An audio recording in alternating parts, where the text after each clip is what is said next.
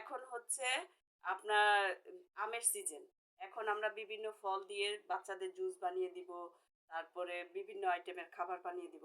আজকে আমি পাকা আম ব্লেন্ডার করে নিলাম। এখন এখানে আমি দুধ আর চিনি আগে থেকে গুলিয়ে রেখেছি। এখন এটা আমি এখানে দিয়ে দিব। আমরা ম্যাঙ্গো দুধ কিনে খাই না ইসে থেকে, দোকান থেকে, সেটা না খেয়ে এখন সিজনের সময় যদি আমরা এভাবে বাচ্চাদের ঘরে বানিয়ে দিই, তাহলে কিন্তু বাচ্চাদের শরীরের জন্য অনেক উপকার হবে, আমাদের বড়দের জন্য। আর এখন যে গরম, এই গরমের সময় কিন্তু এগুলো অনেক উপকার।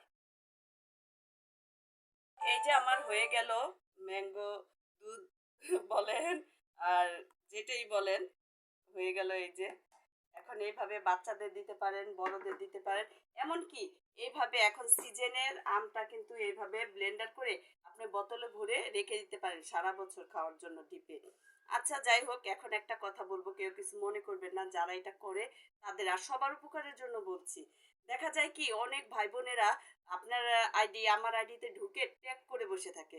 ভাই সে সব ভাইদের বোনদেরকে বলবো যে যারা ট্যাগ করেন, দেখেন আপনার আইডিরও ক্ষতি হবে, আমার আইডিরও ক্ষতি হবে।